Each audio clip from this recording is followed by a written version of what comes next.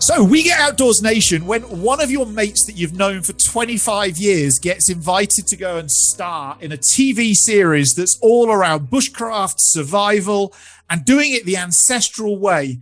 It kind of seems rude not to have him back onto the podcast. Now, Manse Ahmad has been on the podcast before. In fact, Manse, you are the only person who's come back twice or been invited back twice. So I don't know whether that's like you're daft or I'm stupid or I don't know how that works, but you're back twice. Welcome back to the We Get Outdoors podcast. Well, thanks, Rob. I think it's a combination of two, mate. You're stupid and I'm daft. That's why we got on so well together when you were in Oxford. Simple. That's it. No, it's great to be back. Thank you. No worries. And when we last spoke, we spoke about knife sharpening, about archery, about survival, bushcraft, all sorts of things. And for those people who haven't watched that episode yet, it's a really good backstory to where Manse comes from and how he came through to getting himself on TV to go and be part of this TV program called Surviving the Stone Age. So I'll put a link for that somewhere on the page. Go check out that first, we'll call that episode 1 of the We Get Outdoors Manse episodes. So Manse, like, what's new? You've been on TV since I last spoke to you. What's been happening?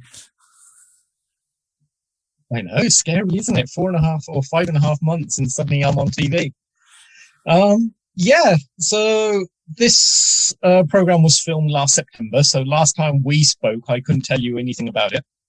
You may remember I sort of hinted at something was coming up.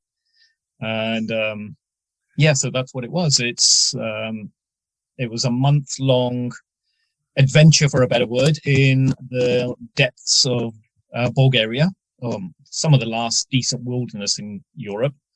And we're 8 of us, 8 experts, let's just put that in inverted commas, from around the world were put together to create a tribe and told to go off and live in the wilderness as a Stone Age tribe, and we'd get filmed doing it.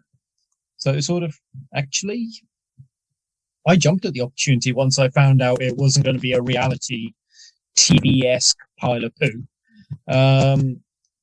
There was a lot of science involved with it as well, and I thought, actually, let's go and play for a month and get paid for it. Done. As you said, there's a lot of science involved. Tell me about the science.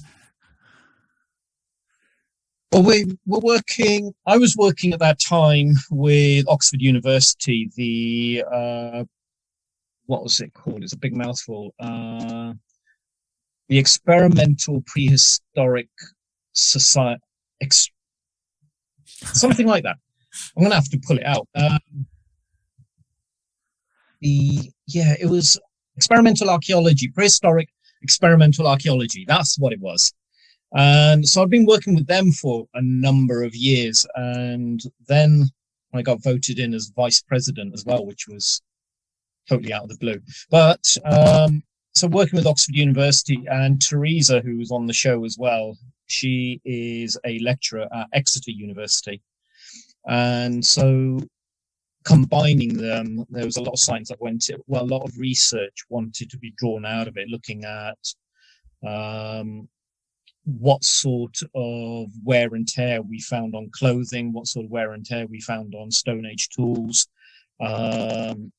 Stone Age boats, for example, which those who have seen the show or get to see the show, they'll see the boats that we created. So there's a lot of that gone in, as well as the one aspect of it which didn't pan out as well as what we hoped was the calorific expenditure. Was it possible for a Stone Age tribe to move the distances that have been predicted in the periods of time that archaeologists are saying? So there was a lot of it went in, and we got a very, very good idea on the amount of calories needed just to survive out there, let alone thrive. But we also had to bear in mind that the ecosystem has changed so dramatically from when Stone Age man was around that it would give us a slight insight, but it wouldn't be a direct comparison to what they were doing. Yeah, because the ecosystem fascinating. Changed. The ecosystem's changed, but so has so has the human form in that time as well. Like our bodies have been programmed now to digest food in different ways and even consume food at different durations, like the whole 3 meal a day thing that we've seen to be brainwashed into pursuing. Well, Stone Age man or woman didn't have any of that stuff.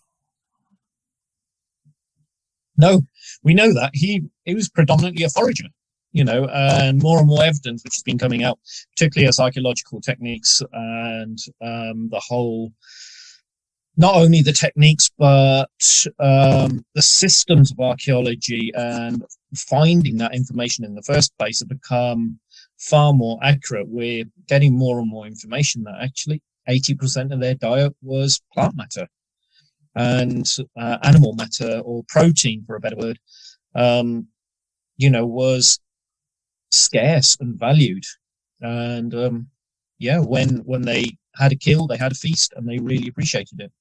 And do you think that they, or do you know even that were they more animalistic in terms of their seasons, in terms of like hibernating or some form of hibernation, even that's like dramatically slowing down during winter and then abundant during the longer summer days? Or because I'm just assuming that, especially in Belarus, in quite a lot of places in the UK, when it's frozen Europe, when it's frozen and snowy for 3 to 4 months, finding food becomes very hard. Yeah, that's just, hibernation's the wrong word. Slowing down would be a better word. If it's freezing outside or it's pouring with rain and you're in animal furs, let's just say it's pouring with rain, and you're in animal furs. They're not like modern gear where, you just shake it off and off goes the water. Animal furs soak a lot of moisture in, and it will take a subsequent day or two, depending on how wet they get, for them to dry off and become efficient again. So winter is a time of staying warm, really, and living off the supplies you've got. That doesn't mean that they didn't go out and forage, because Stone Age man, the outdoors was their backyard. They knew it intimately. Think of a climber who knows a crag intimately, who's climbed it numerous times. He just knows where all the handholds and footholds are. And for a Stone Age man, it would be exactly the same. He knew that land like the back of his hand. We have evidence of that in First Nations people in America as well. They knew that land intimately. And when you know your land intimately, you know where there are food sources over winter, for example, where the berries are, where the roots are buried, or what migration patterns may exist for different animals, or where the bears are hibernating, for example, or the beavers are. So it's always possible to find food sources as long as you know where they are in the first place. So when I go foraging around here, classic example, burdock root is really nice. It's a very rich carbohydrate root, and it's lovely fried up or just baked and cooked in different ways. And I love it. And the Japanese love it. In winter, as when everything dies back, there's nothing left. So unless you know where those root taps are, and you be traveling through the land, you're going to miss it all. But I know where those are. So come winter, I'll just go and dig them up as I need to. And Stone Age man would have done exactly the same, as well as having his stores that he would have been busy collecting from spring through to autumn, and drying them and preparing for that winter period and spring period before he started the whole process over again. And migration as well, as we know that he did. Yeah, it's interesting. I read some stuff around the Sami people in Scandinavia. They're the indigenous Scandinavian people, and they were talking about periods of time where Sami people died the most, and actually spring was the time where they died the most. Most of them died because in spring everything starts to go green, the snow goes away, the sun comes out, but there's still no food yet. It hasn't had chance to appear or grow. And it's actually a misconception that when spring comes, the world's a good place again, because actually spring's arguably harsher than the middle of winter. Agreed, because come spring, all your winter food supplies are running short if they haven't already been depleted. So you're desperately waiting for the fresh greens to come out. And also, all the vitamins and minerals required over winter, which you're not getting from your fresh plants and fresh animals. So you're beginning to get deficiencies straight away. And it's that cusp period. If spring is delayed and winter, has gone on just that little bit longer, your food supplies are depleted and spring plants haven't come up. The animals haven't woken up. The birds haven't started moving around, then you're in a dire situation. Yeah, because the fish won't have started moving.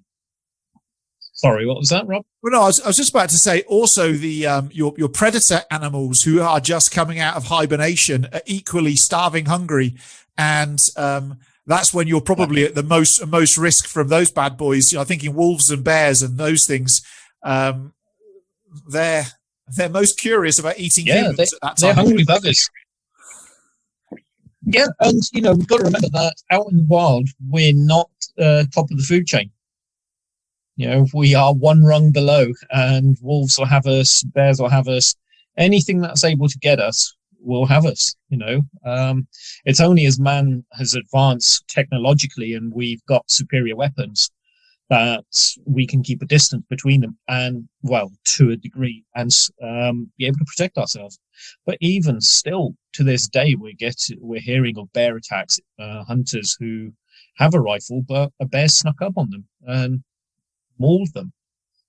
So, we're not top. No matter what anyone says, we're not top of the food chain at all.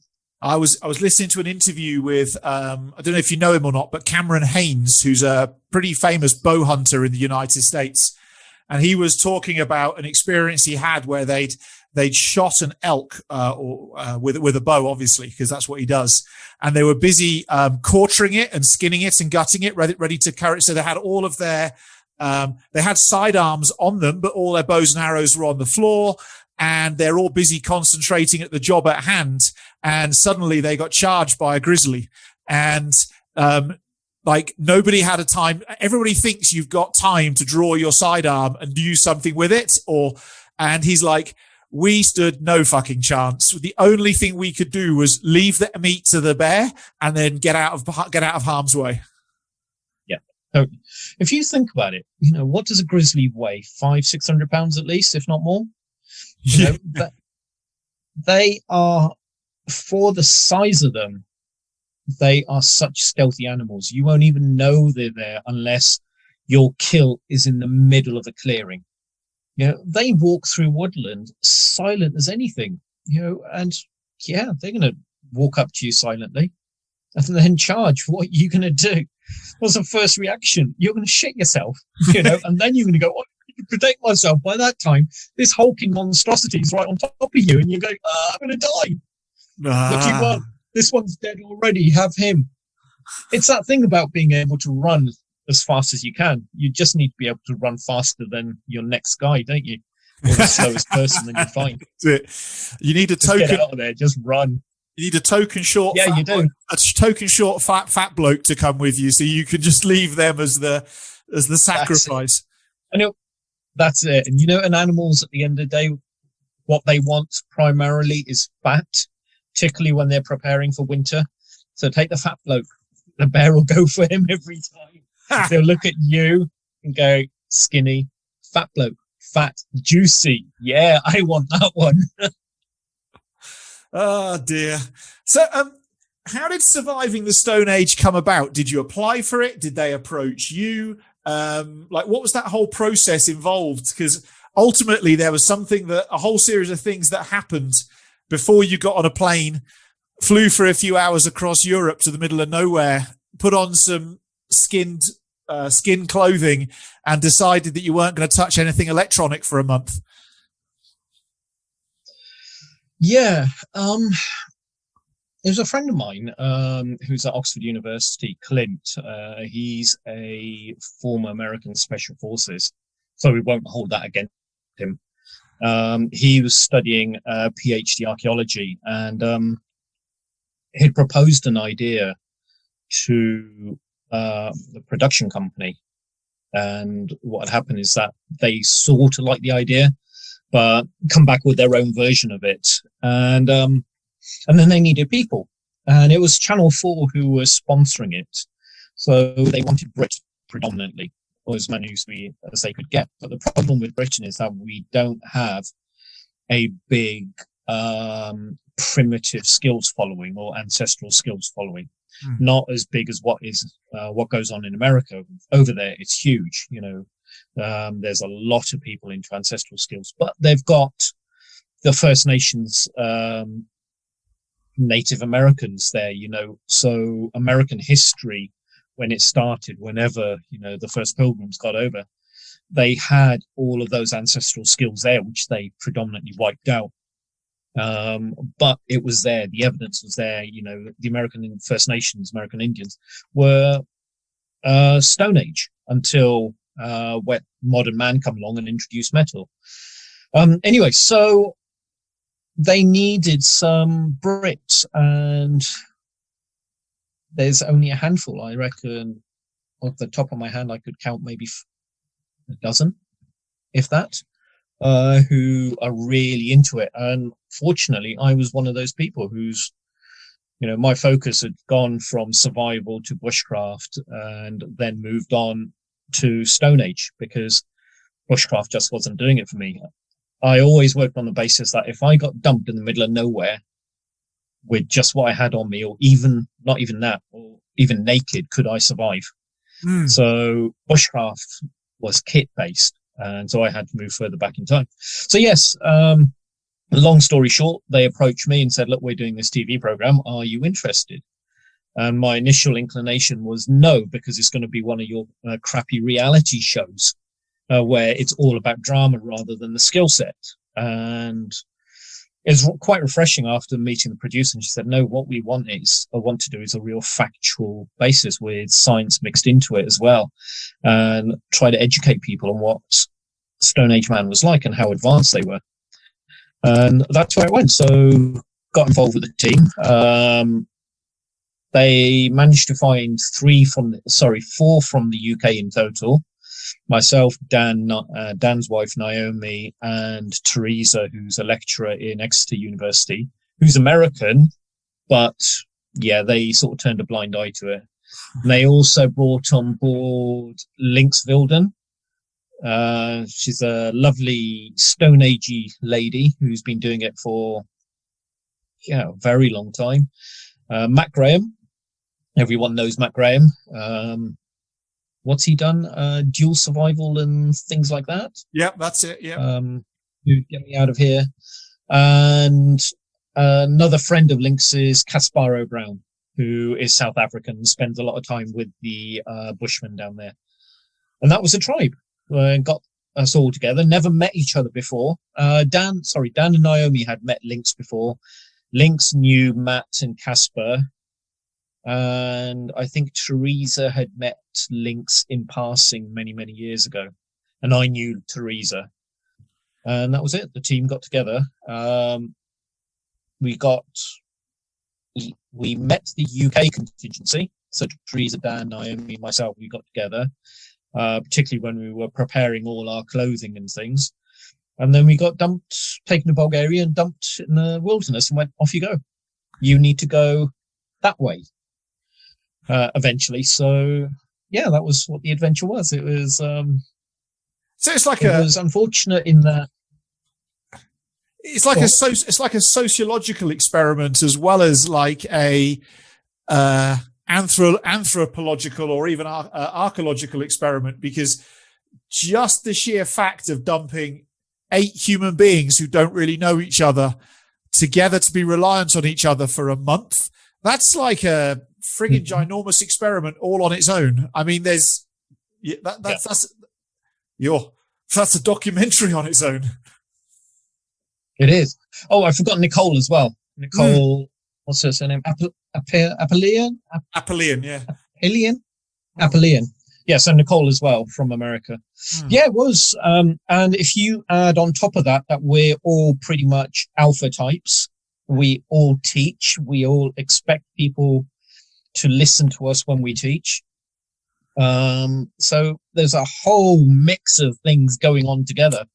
Everyone was out there going and looking at each other. And we all did that initially. Sort of, well, actually, everyone here is an expert in their own right.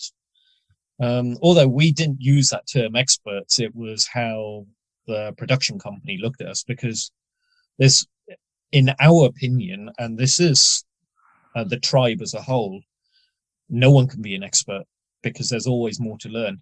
And an expert is someone who has reached that pinnacle. So we didn't classify ourselves as experts, but if you looked at everyday people, they would classify us as experts because we were near that peak.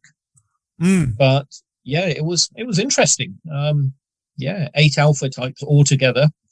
But the most amazing thing about it was there was no conflict in that whole month that we were living with each other, relying on each other, hunting with each other, going hungry together, going thirsty together. The whole work, some frustrations, the highs and lows that we experienced, we all shared it as a tribe, and we bonded to a degree that I've never known teamwork like. Actually, that's not entirely true. When I was in the Marines, there's teamwork like that. But it was that sort of bond. It was so tightly knit together. It was phenomenal. And for us not to have a conflict in that month-long period, yeah. That's crazy. What's it say? So on a lot of these TV shows, on Alone, they get to take 10 items. On Naked and Afraid, they get nothing. They just get naked, basically. And what was the rules of the game? Because it is a kind of game as in some respects. Could you make stuff beforehand that was authentically sort of Homo sapien 3,000 years old, and then that was what you could take with you? Or was it like rock up, start naked, and sort yourself out?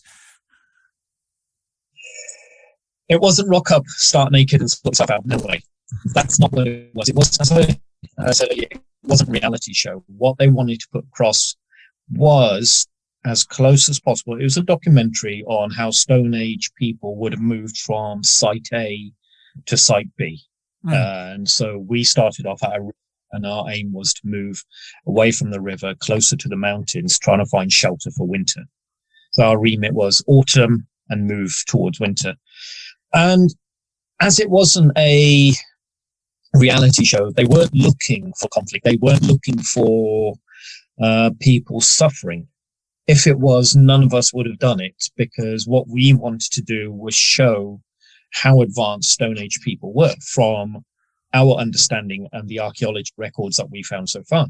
So on that basis, we prepared. We were allowed to prepare. We needed to prepare. If they'd said, no, you need to prepare everything out there, every one of us would have said, get lost. We don't want anything to do with this. Our aim was to produce a documentary which educated people, the viewers, on the sort of everyday living, everyday life that Stone Age people went through. So as a consequence, we spent months preparing everything, and it was all done as closely as possible to archaeological records that we have. We didn't use metal tools, so all our clothing was made from deer skin, or bear skin, or anything close to it. So we did use cow, but cows didn't exist at that time, but aurochs did. But but everything was predominantly deer skin, because we know deer existed around that sort of time. So we tanned all our own skins. So starting from that raw hide, the hide was prepared until it was made into cloth. Then we sewed all our clothes using sinew, bone awls to puncture the holes that we could feed the lacing through or the sinew through, bone needles to sew it with. The furs were created so that, we had a sleeping mat. We didn't restrict ourselves to a certain time period. We didn't go early Paleo. We didn't go Mesolithic or Neolithic. We just said we're a Stone Age tribe. So we encompassed the whole range of the Stone Age epoch. So we had clay tools. I mean, not clay tools, clay bowls, which evidence showed us come in right towards the end of the Neolithic, at the early stages of a Bronze Age. Although recent evidence has just come out in China where porcelain or clay tools and pottery has just gone further back in time. But there was no evidence of it in Europe. So we had to base it all on as much evidence that we found in Europe. And that's the way we went, and we were allowed a certain leeway because there isn't much.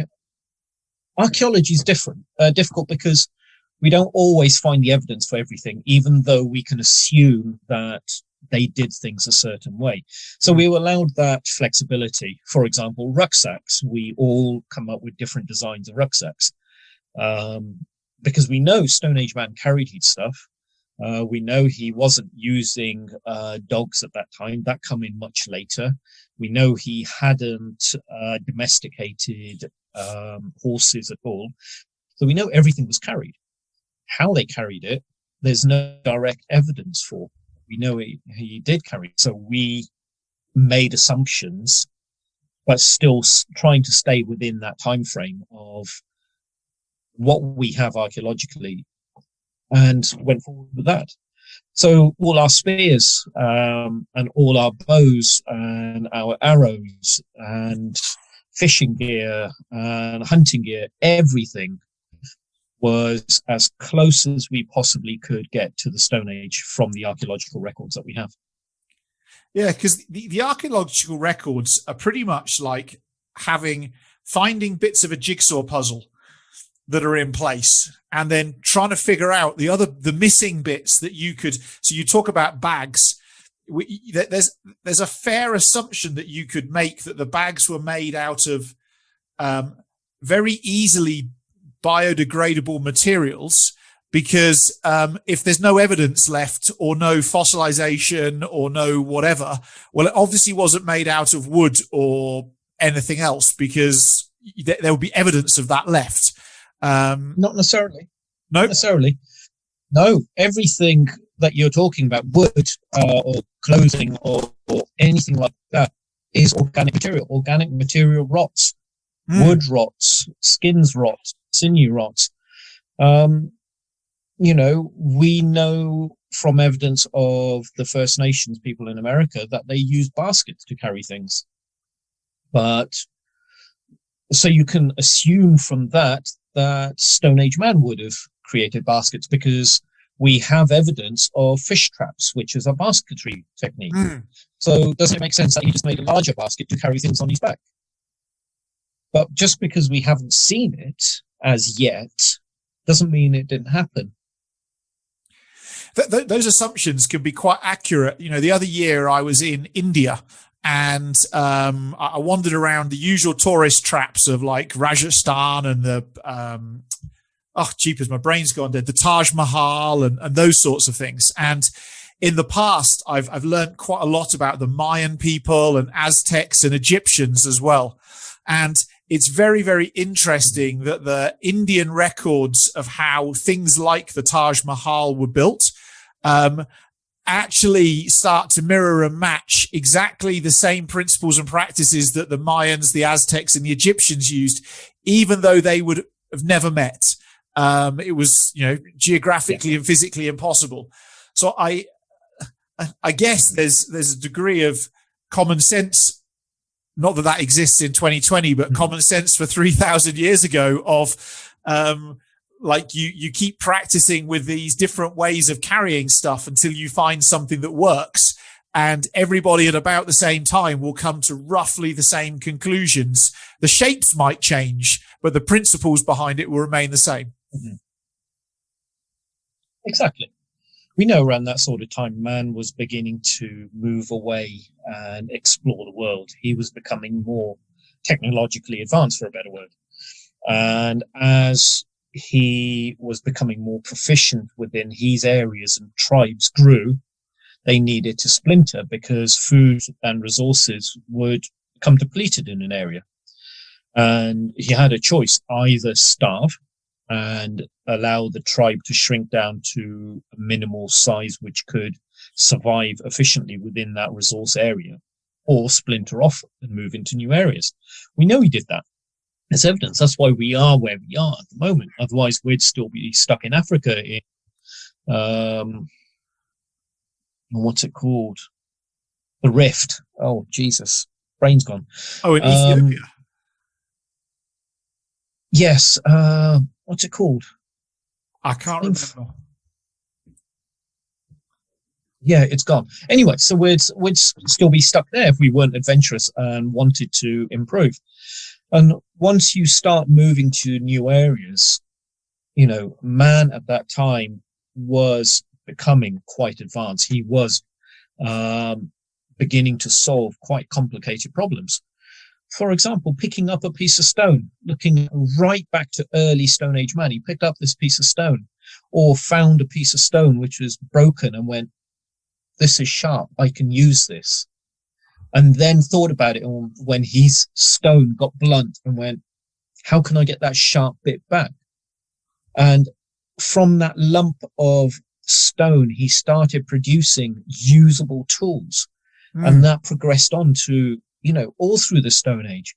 It's something that was repeated over and over again. They used my sound clip for the show, and something I firmly believe in, that Stone Age man was the greatest problem solver of all mankind. For us to go from nothing to start using tools and to be able to start shaping those tools for the advancement of ourselves, and then become more and more proficient with it, and using those tools to be able to have a better relationship with the environment they're in. Wow. If people actually sat down and thought about it, it just blows your mind. It blows my mind every time I think about it. And, you know, I really would love to figure out what cognitive abilities created that first step for man. How or what was going through their mind when they looked at that piece of stone and went, I can create something from this, even if it's something simple as a shard. And then from there, they went the next step and the next step and the next step to these amazingly beautiful stone artifacts that are left now. And you look at them and go, I wouldn't know how to do it. You know? Yeah, well, I would, but, you know, average man would look at it and go, holy shit, how'd they produce that? But it's also like, how many generations did that evolve over? Because their lifespan was obviously I say obviously, but I'm assuming was much shorter than what we experience today. So, you know, what we don't know is, from finding a rock that's got a sharp edge and using it to cut or mark something as a starting point, to then the refinement of that into an axe of some sort, into whatever it might be. We also don't know why. Maybe you do, but I would assume that there isn't that much knowledge. Did that happen over 2 years, 10 years, or 110 years? I guess we just don't know. We're talking thousands of years. Archaeological records can give us a rough timeline because of the sedimentary deposits of where different artifacts are found. That's how we can age material and go, this is 10,000 years old, that's 20,000, etc. So it gives us an idea. But it was thousands of years over thousands of years that these little developments occurred. But it's still, you know, irrespective of whether it's thousands of years, but it's still a major development going through. We're lucky now in our societies that we live in the modern world that we have a phenomenal communication system. And we have intelligence, which from a young age is being developed and driven by our school system. You know, it's reading, writing, arithmetic, the basics, and then moving on to sciences, etc. What was it back then? Nowadays, we're all already on that path of learning. And then what we do as we go along is all our inventions or our advancements is just an advancement or fine tuning of the technologies we have already. So look at your stereo, for example. Look back at all the sort of stereos we had when we were kids and what they are now. You know, these tiny little things on a phone. This phone has more computing power than what the Apollo missions had going to the moon. And all we've done is fine-tuned it all. It's already been created, but we're just fine-tuning it. So that's our advancement in technology. But Stone Age man was creating stuff from nothing. It wasn't even a case of, he's already, or the first stages of Stone Age man was from nothing, we created a blade. And from that blade, we were able to move on. Or the creation of fire, for example. The one thing that blows my mind with fire, oh my God, I must tell you this. Fire existed or come into existence, or managed fire come into existence pretty much around Europe, Africa, and where man moved along the coast around the same sort of time period. And by time period, I mean thousands of years. We've got scientific, archaeological evidence for that. Go to Borneo, rainforest, they created fire through compression. So think of the principle of a diesel engine. Diesel engine works by compressing air and igniting the fuel in there due to the compression. And compression, as you compress something, it heats up. Okay? That's how a diesel engine works. In Europe and Africa, we were creating fire through friction by rubbing two pieces of wood together, whether it be a hand drill or a bow drill or the fire plow, whatever it is. Well, it was friction that by rubbing two pieces together, we got it hot enough where we could char material, we got iron bow, and we created fire. Down in Southeast Asia, at that, I'm not sure what the habitat was at that time, and I really must look into it. But they created fire through compression. So they would get a piece of wood, hardwood, softwood, I don't know what it was, and they bore a perfect hole into it using stone tools. Okay, not machinery, hands and sewn tools.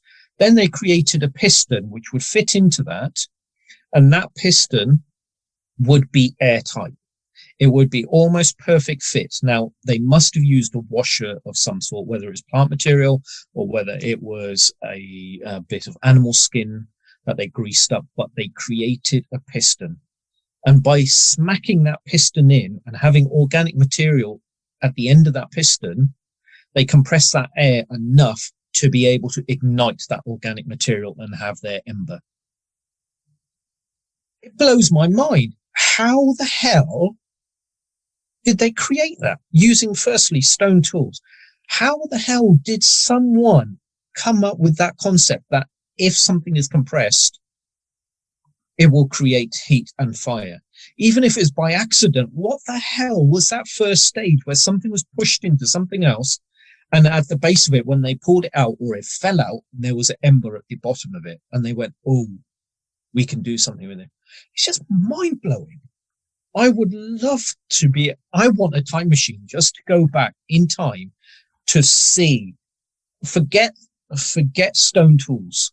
I want to go back in time to see how the hell they created a fire piston in what is now a rainforest. It blows my mind just thinking. If it was a rainforest then, which I don't know and you don't know, but if we could assume that it would be, there may be some similarities between how it is now and how it was back then. There may be. Fair argument. Yeah. The fire by friction stuff that we know so well from a like a boreal forest, northern hemisphere type thing, it just wouldn't work in a rainforest. No. Like you couldn't get anything hard enough and dry enough to actually produce enough. It would just be slime. Well, it is possible. I have created fire through friction in a rainforest, but the difficulty is finding dry wood. That is the hardest thing. There's plenty of wood around there, but it's finding dry wood and finding dry tinder. No argument there. But on the other hand, how do they figure out to use a fire piston or use compression to get an ember?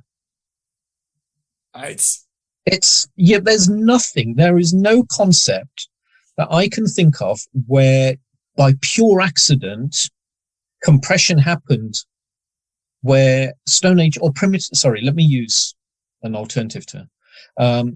Primitive man or ancient people, if we want to be politically correct, would look at it and go, oh, we got an ember through compression, or we got an ember with this happening. What process in nature allows that natural compression to happen? And that ancient man come along and went, oh, that's how it happened. Let's try and figure out how we can do the same thing. It's nothing I can think of. I have no idea. However, this conversation is almost circular in some respects for me personally, because when I was in India last, I was struck by the arrogance of Westerners in terms of the know all, be all, check us out, we can do this and we can do that.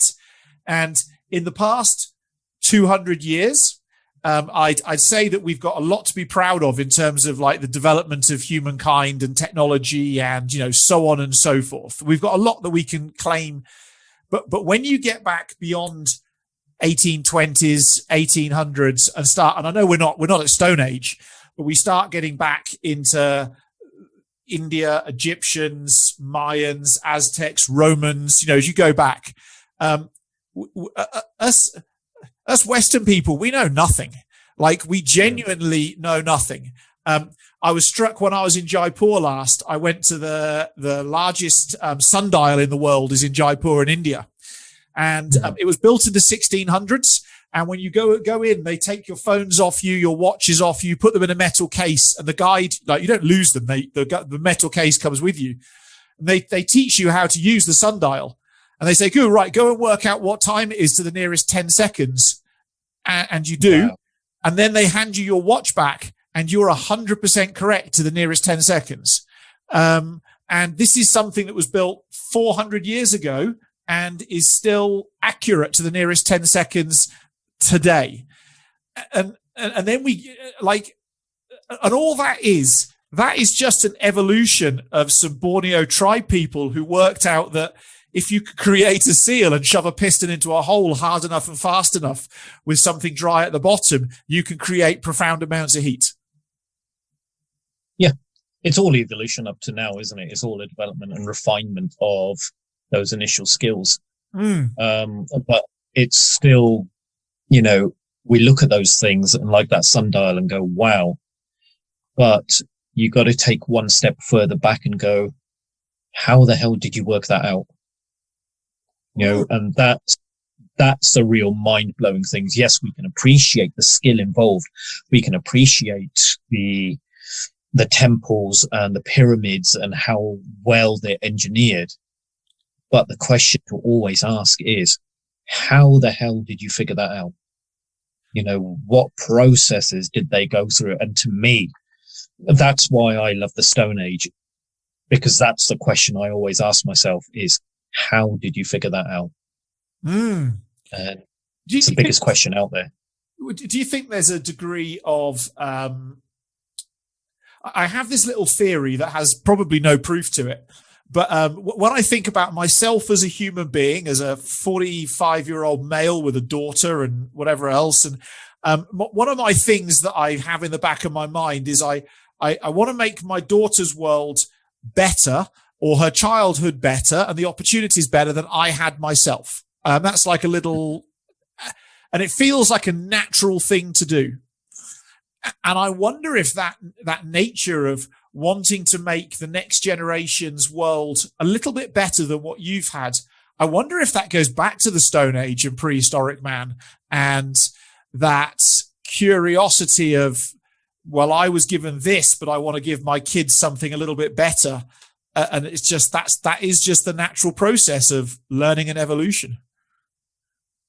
It's a fair argument. We can never, it's very difficult to say whether that is how they thought or whether it was a case of, oh, look, there's a big fuck off mammoth over there and I need to kill it. And I need to figure out a way of killing the bastard so I can eat for the next, for throughout winter, Mm. but the two are linked at the end of the day.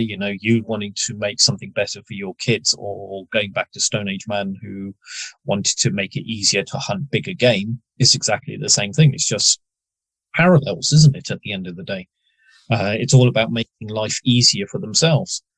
We were naked apes at one point, walking around, and it was the change of the environment once the ice age started kicking in, that we had to start changing as well, because our environment changed, and if you didn't change, you died.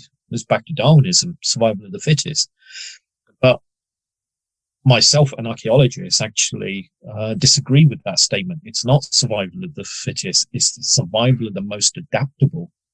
It's that individual who is going to move forward. You may be the fittest person on earth, and if you can't adapt to the changing situation, you're useless. So maybe Darwin needs to rephrase it. Well, too late now, but maybe we need to rephrase it. You could then step into the world of, you step into the world of cybernetics. I don't know if you ever stepped into there, but it's a whole series of so it's behavioral principles, and the first law of cybernetics is the organism within the system with the largest degree of behavioral flexibility will end up controlling the system. And that's exactly what you're saying is the person or the people, the organism that can adapt the fastest will end up being dominant in the system. Totally. And he's the one, or they're the one, who are going to, succeed and reproduce, pass on those genes, pass on that knowledge, because the knowledge will be passed on to their offspring. So it is that evolution in its own way, isn't it? So if you are the one who is going out and you figured out how you can trap this mammoth or this bear, which has suddenly produced and provided all this meat and fat source for you, you're going to thrive. And okay, if you're part of a tribe, a hierarchy starts being created, because those who weren't able to get that animal, or weren't able to hunt, or don't have the same skill set, will look up to you and go, actually, you are the better hunter, so straight away you lead on any hunt. And a natural hierarchy forms. It's only our modern age where we try to work on equality for everyone and everyone has the same rights. But take it back to periods where it was about surviving and thriving. If you had a natural skill set, you were seen as the more powerful. You may be the fittest person out there, but if your eyesight was shit and you couldn't shoot an arrow for the crab, you're right at the bottom of the pecking order, pecking ladder. So, it's something to bear in mind. And I think as a society, although we say that we are advancing as a society, and, we're almost going too far now where everyone must win or everyone must have success. It's not what the natural world is about. And unfortunately, Mother Nature has at times turned around and gone, enough. Just look at the pandemic. She just turned around and said, wake up, people.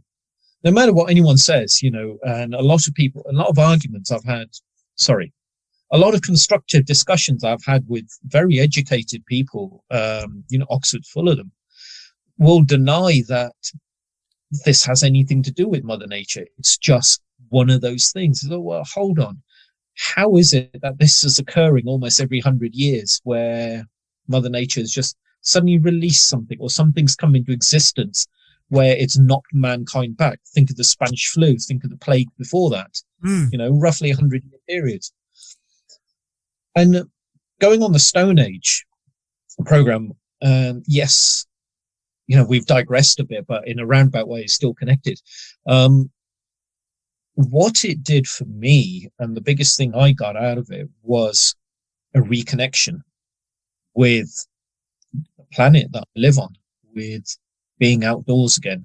Because unfortunately, although I spend a lot of my time outdoors and teaching bushcraft and survival skills, and most of my days are outdoors anyway, I'd lost that connection. But it's only when we start spending some proper time outdoors where you are totally dependent on what Mother Nature is going to throw at you. Maybe I shouldn't use the term Mother Nature, but it's the way how I see it. Some people think I'm some sort of hippie, but mate, I'm not religious at all of any sort. But I will use that terminology, Mother Nature, and it's only when you spend time out there, like I did for a whole month, that you have this much deeper connection. And I've come back, my eyes are opened in a different way altogether. I don't take anything for granted now and really appreciate everything I had. And I look back at it and I've become disjointed from it, even though I spend a lot of time outdoors, hell of a lot more than any the average Joe Blogs, but I've become disconnected from it. And spending that time out there really rooted me again. And put me back in touch. What do you think it is that we've lost as a civilization that arguably we need to go and relearn again? We think we're omnipotent as a Western society, as a more, for a better word, advanced society. We think we can do anything.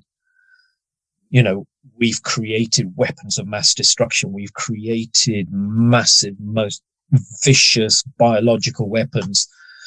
We've created a society where greed is hated, and we've lost that empathy towards each other, particularly in the West. It's totally gone, unless you're out there earning shitloads of money and being able to show off with your latest clothes, your designer clothes, your latest car, your biggest house, your latest, biggest holidays, those in the modern Western world are deemed, and actually in a lot of the world now, are deemed as valuable. They are almost put on a pedestal, and we've forgotten empathy. We've forgotten empathy towards each other. We've forgotten the love towards each other. That the only difference between you and I is our upbringing. We're humans. Well, I may have a better tan than you, but hey, mate, we're still brothers at the end of the day. Yep. Cut, we bleed red. Punch me, I feel pain. All of that side of it, we've just forgotten. We forget that too readily. We're too focused on ourselves. And I think going back outdoors and moving away, and almost, I'm not saying move away permanently, I'm just saying put aside temporarily, go as a group and spend time living. And living doesn't mean you've got to go out and hunt your own food. Take food out with you, but go exist in the natural world. Go live under a tarp or a tent. Go get your water from the stream. Just go spend time outdoors. Sit somewhere and marvel at the beauty of what our planet is.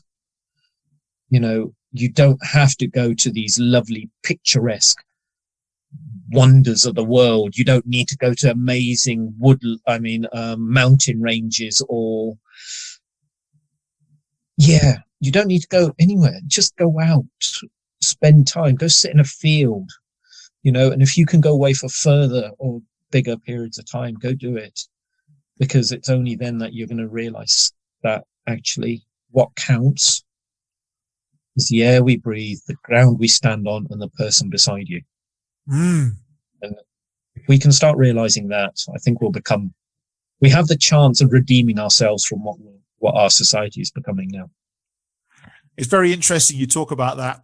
One of my goals is to sail around the world with my family, and it's been in the planning and in the offing for about 10 years now, I suppose. But it's not an easy thing to pull off, I think would be the best way of describing it. And a lot of people who I share the goal with instantly go, oh my goodness me, $500,000 on a sailing boat. And I'm like, yeah. And for them, they view the sailing boat as like a status item. Do you know what I mean? Like a Ferrari or a mansion house. And I'm like, no. It's $500,000 is cheap for a boat to sail around the world. Number one, it's not like you can spend a lot more money on a boat to sail around the world than that. Yeah.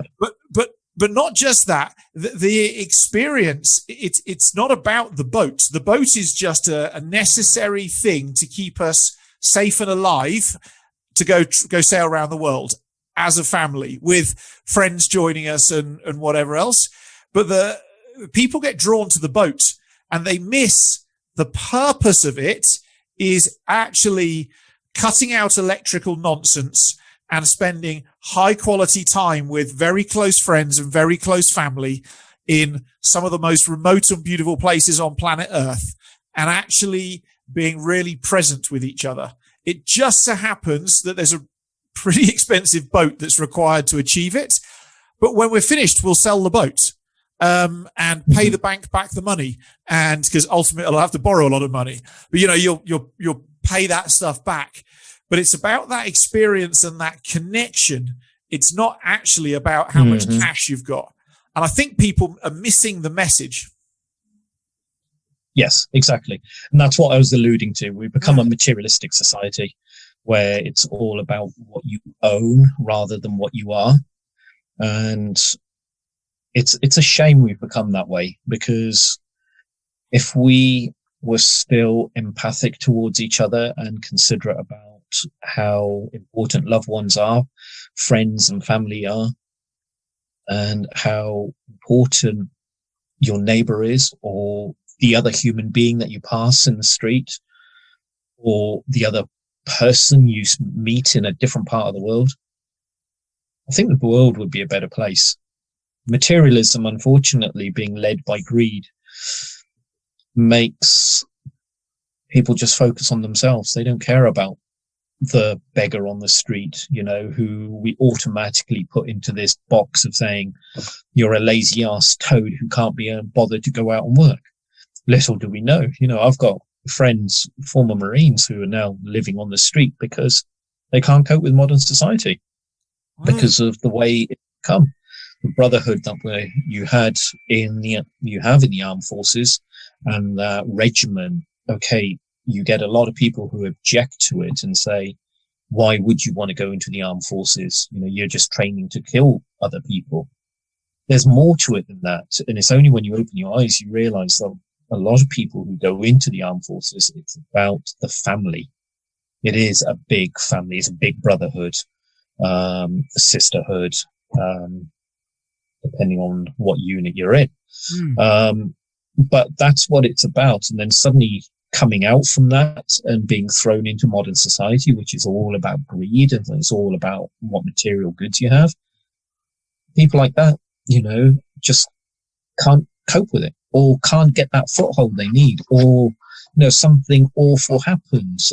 They get divorced and suddenly everything gets taken away, and they're on the streets. And we look at them, or modern societies look at them and go, "You're like dog shit on my foot." They won't even give them a second glance, and won't even spend the time or have the decency to say, "Hey, how you doing? You all right?" Just have a chat. You don't need to give anything more than that. And it's a shame. It's a real shame the way we've become.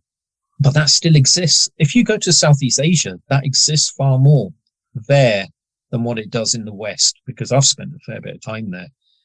And I think one of the reasons why I keep going back there is they still have that sort of strong family unit and respect for each other, irrespective of who you are. Although there are exceptions. India has that caste system, which, unless you're in that caste, they won't look at you. Yep. But why has that caste system happened? It's money and greed again. It's only when you really step back and go back to tribes who haven't really connected with the modern world. Amazon, Africa, that you see it. Look at the Sandmen, the Bushmen in Africa, where they have big family groups all living together, and they are all equals and they all look out for each other. And yeah, it's a shame. It's a shame we've lost it all. And it's what the Stone Age did teach me. It reminded me of it again and the importance of it. And yeah, I just wish people were nicer to each other and considerate to each other again. It would be nice, wouldn't it? So tell me, on a slight deviation, yes, you obviously went into surviving the Stone Age with a whole series of archaeological assumptions about how you thought the world was. And I'm gonna be pretty positive that some of them you proved to be correct. What I'm really interested in was, what were the assumptions you had that at the end of it you're like, holy shit, actually we hadn't quite got that bit right yet. Food. Food was major for us. We went in, as you said, we went in on the basis it was a tribe moving from point A to point B. The tribe, if they're moving, would have some food sources, and we did have food with us, but we limited what we had with us. So we could take in anything that would have been found at roughly the same time period. So it was meats, fruits, nuts, and some flowers, and flowers only from seeds. So, grain didn't exist at that time, so we couldn't have any wheat. We did take some sweet chestnut flour in, arrowroot flour and things like that. We took venison with us, but we also limited ourselves to the amount of food we took. So we each took a maximum of 10,000 calories for the whole month. That's what we had with us. Finding food was our biggest challenge. And yeah, there's no word of lie. We went hungry, and we were hungry at times for some long periods of times where, we weren't getting sufficient calories in. And that was tough. And irrespective of where we were on Bulgaria, it was a wilderness. It was a huge hunting estate. It was 120,000 acre hunting estate. And even though we were pretty much in the middle of it, so it had minimal impact from man, there was still impact from man. And fishing, for example, we were on this beautiful river, and when we got to the river, looked at it, it was packed with fish. And we thought, brilliant, we're okay. We've all fished, we've all caught fish, but could we catch any of those bastards? No, we did not catch a single fish from that river using primitive methods.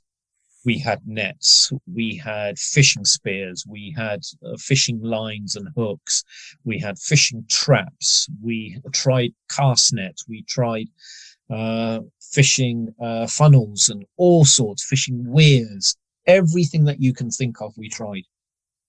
We didn't get a single fish, and there were thousands in there.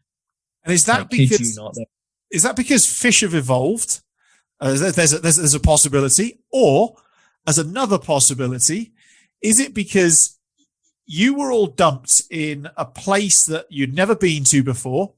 And while it has a large amount of similarities to what you are used to, when it comes to finding food in the wilderness, my experience is it comes down to really minute percentages that really make a difference. It's like a 0.5% difference of the sun comes up in a slightly different way in this part of the world, and therefore the animals and fish react in a different way.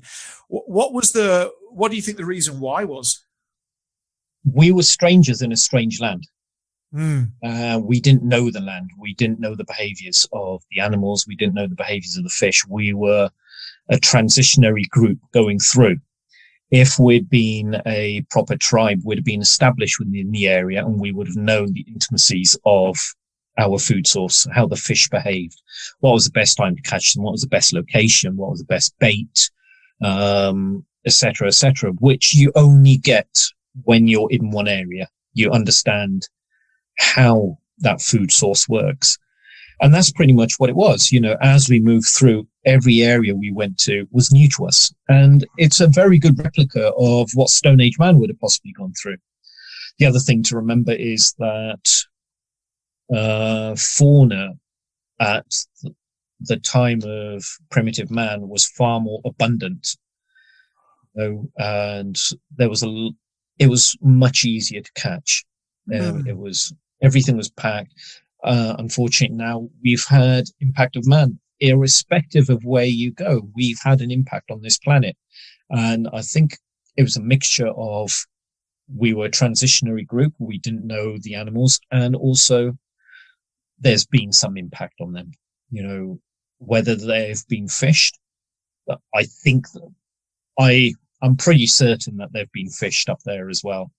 At the end of the day, look at in America where you get helicoptered in to go fish some remote stream. No matter where, if you are in a Western sort of society, you can get to any part of the world or any part of that land.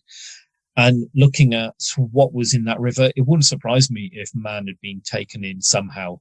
Whether it was a helicopter or whether it was an off-road jeep or a quad, it'd gone in and fished. And they'd wisened up. And suddenly we come along lumbering through with primitive kits. They look at us and laugh at us and go, really? We've defeated modern man. What are you going to do? Is that all you've got? So that's all you got. Exactly. So, it was tough.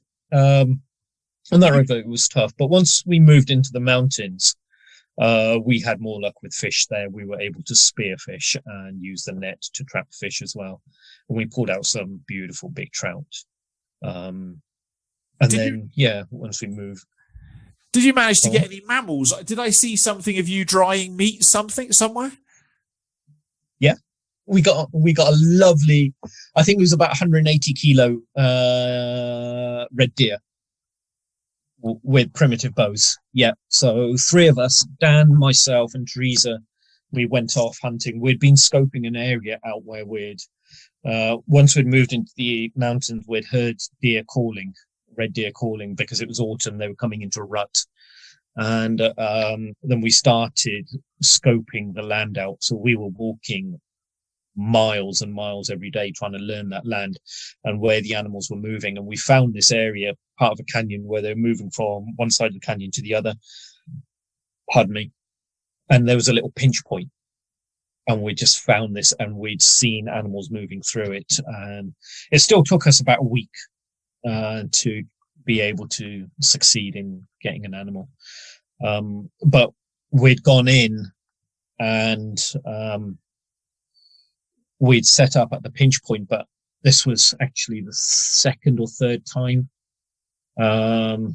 We'd got to, I think this was 2 times before that, we'd got to about 10, 15 meters within a red deer, within bow range, primitive bow range, remember, not these modern compound bows. And the shot wasn't there to be able to get a decent kill. We'd have ended up injuring the animal and it had gone, and we weren't willing to risk that. So this third time we went in, as we got to the pinch point, because we're in a valley, we were getting eddies of wind currents going on. As you know, in a valley, it's not a straight through wind direction. It does all sorts. And there was a herd of deer that we'd been tracking. And we got down to the pinch point and we were going to ambush them. Well, the wind changed and it eddied and they smelt us and went off. And it was just sort of, really, what's going on? And so Dan and Teresa stayed at that area, and I disappeared off around the back of the animals and actually drove them very gently. It took about 4 hours of gentle driving them, and went towards Dan and Teresa where they got the shot in and got ourselves a big bloody animal. Yeah, it was awesome. It really was. I hunt, and I use rifles to hunt, and I've killed deer. and brought them back and stuck them in the freezer. This was something else. There is nothing I can compare it to. The thrill and the success after week of trying and stalking these animals, and finally everything just come together. We feasted the next week. But yeah, it was phenomenal. It's interesting. Yeah, it's interesting how the deer can taste better because of the amount of effort and risk you went through in order to get it in the first place. I think if you'd have just bought a fillet of red deer for probably £200 or whatever it costs, I bet it costs a fortune, but from a butcher's, it could be the same red deer and it would not taste anywhere near as good. It's because of that effort and work. And let's be honest about it. It was effort and work that could have left you with nothing repetitively for your entire time there. And so equally, like, there must be an exhilaration as well. I just look at your face when you talk about it. There's the exhilaration part of, like, all of that effort and risk paid off. And actually we got something that tastes even better than it would do normally because of that effort and risk and work that we put in for it. Yeah. And the fact we were hungry. Yeah. That was just something else. When you're hungry, anything tastes better. And then when you're outdoors and cook it on open fire, it just tastes that much better anyway. But yeah, it was phenomenal. It's going to be a hunt I'm never going to forget it. Although I wasn't the one who took the kill shot, I have no problems with that, but the team that we were, there wasn't a hierarchy within it. It's what I've been alluding to throughout within the tribe, is that, we didn't have conflict. We didn't have a hierarchy. We didn't have any sort of inner conflicts with each other. We were the team that went out, and together, with the effort every single one of us put in, we were able to feed the tribe, and that means everything. It wasn't a kill shot. It wasn't about the size of the animal. It wasn't about the size of the horns or anything like that. It was, we worked together to feed our tribe. And yeah, hunting with primitive tools was another thing altogether. But yeah, that's just modern man looking back and understanding that depth that's involved and the skill set that's involved.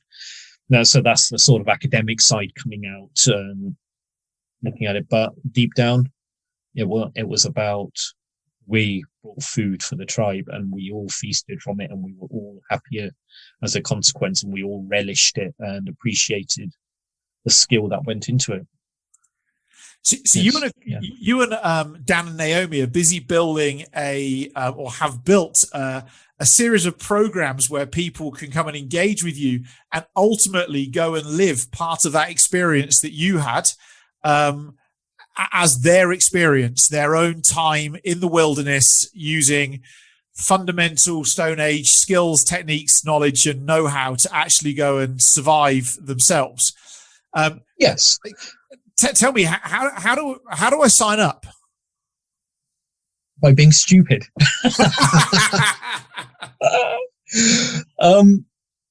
So yeah, I run a company called Wilderness Pioneers, and it's all about teaching ancient skills again, whether it's bushcraft skills or survival skills or ancestral skills. And after Dan, Naomi and I come back after the show, we said, actually, we need to pass these skills on to people. So we developed 3 levels of courses called ancestral skills. And within those, we have ancestral beginning, ancestral learning, and ancestral living. And the aim is to introduce people to Stone Age skills. So, and, we're going to start easy with the basics in level 1, then we're going to get a bit more advanced and go on to level 3, where we're going to be quite advanced with the skill set. Then it's up to people to go away and learn. And the penultimate is we are going to do a big immersion course for those who have done level 3 with us, and we're going to take them back into the Stone Age as well as we could. We'll take them back to Bulgaria. We've been able to secure a site out there where they will live if they want to, and they're brave, stupid enough, as Stone Age people, and be able to hunt and live off the land as well, forage off the land, and get an idea of what Stone Age man went through within reason. But more importantly, it's about that connection to the land for us, because for the 3 of us, for all 8 of us, the Stone Age skills is the closest our connection to the land is, and we have a better understanding of it. And that's why we develop the courses, is not only the skill set, but allow people to develop themselves using those skills to a deeper knowledge, and learn something and hopefully get something out of it. So if they want to do it, come along to go to my website, Wilderness Pioneers, and just sign on. So next year we'll be starting them, first time ever. All 3 of us are teaching together, Dan, Naomi, and myself, and we've all got individual skill sets. We're all different and all unique in our own ways. Naomi is the mother of the group. She's lovely. She will put Dan and I down straight away because we're the kids of the group. We get told off so much because we just mess around. He's a brother from another mother, and oh my God, on the show, clips that didn't make it on TV was us getting told off by the others because we were just prattling around and having a whale of a time. But at the end of the day, it's about teaching their skills, and listen to some of the stories and some of the things we got up to. At the end of the day, it's unique. How many people have gone off and lived as Stone Age people for a month and can actually relate to the skill set?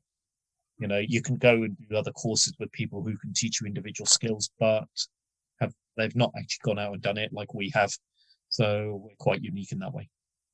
That's super cool. And I'd encourage people to think wider. It's not necessarily about the skills, but it's the experience of, as you know, Manse, I spent a lot of time wandering around in the outdoors on my own in different places. And you kind of get lost to unlose yourself at the same time.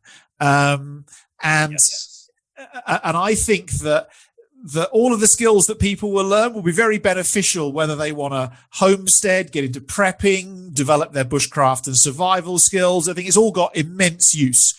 However, that mindset and that feeling that you get inside from having achieved stuff like that and connected with yourself and other human beings without being distracted by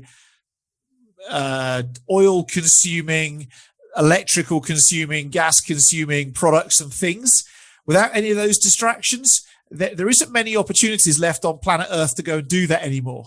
And frankly, we'd be silly to not take up opportunities like this, because they are going to get harder and harder to find as the generations move on going forwards.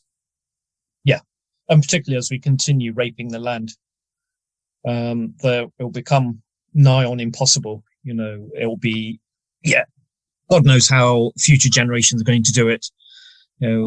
When I teach youngsters on the bushcraft courses and work with schools, the first thing I turn around to them is apologize and say, I'm sorry, we've messed the planet up for you.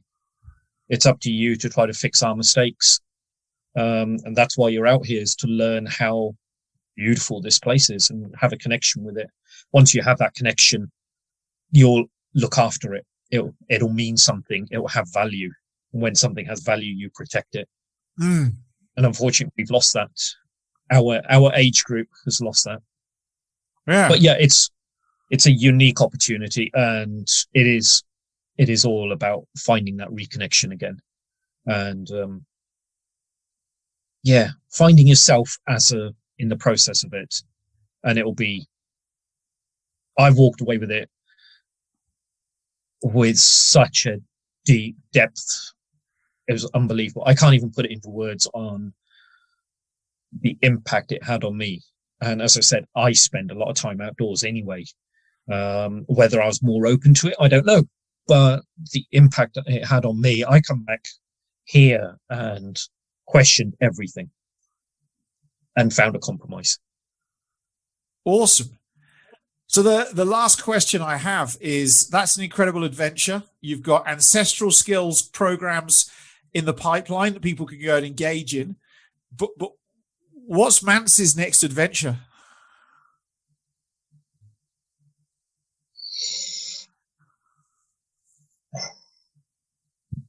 I'm not saying. There is something major in the pipeline. So our last chat, I alluded to something coming up, which was the TV show. Yep. Which we're now talking about. There's something huge in the pipeline. Let's wait and see. But let's just put it this way: I won't be stagnant. And I'll always move forward. I'll always be trying to improve myself. I'll always be trying to teach others or open people's minds. And hopefully I can take a lot more people along on the journey with me. Well, that's a blinking cliffhanger to finish this episode of the We Get Outdoors podcast on, isn't it? Let's see. The answer is there is something, but I can't tell you yet. Damn it. We were looking for the sneaky inside preview. It's major. That's all I'm going to say. We'll see. We'll see. Excellent. I look forward to it. Manse, it's been a privilege as always. Thank you for getting involved with Surviving the Stone Age and bringing that to our world. And thank you for being an incredible human being who share your passion so eloquently with people in a way people can engage. And there's very few people who are passionate about something who actually can turn it into something engageable. And you do that amazingly. So thank you so much. So I can't wait to see what's next. And everybody out there, go check out Wilderness Pioneers. Go and book yourself on to go and take part in one of Manse's ancestral skills programs. And who knows, maybe one of your customers, Manse, could be the next person to be interviewed on the We Get Outdoors podcast. Now, wouldn't that be amazing? Actually, that would be awesome. Yeah, they can give you honest feedback on how crap I am. I doubt that for a second, but what I often think that the highest testimony you can have is when one of your students is good enough to go and surpass you. Agreed. Yeah, that's what they should always aim for, is to become better than me. Yep. Because there's so much to learn. There's so much to learn, and I can always learn. Well, I do always learn. So yeah, it's the only way. We're always good enough and evolving forwards. Thank you, mate. That's true. Cheers. Cheers.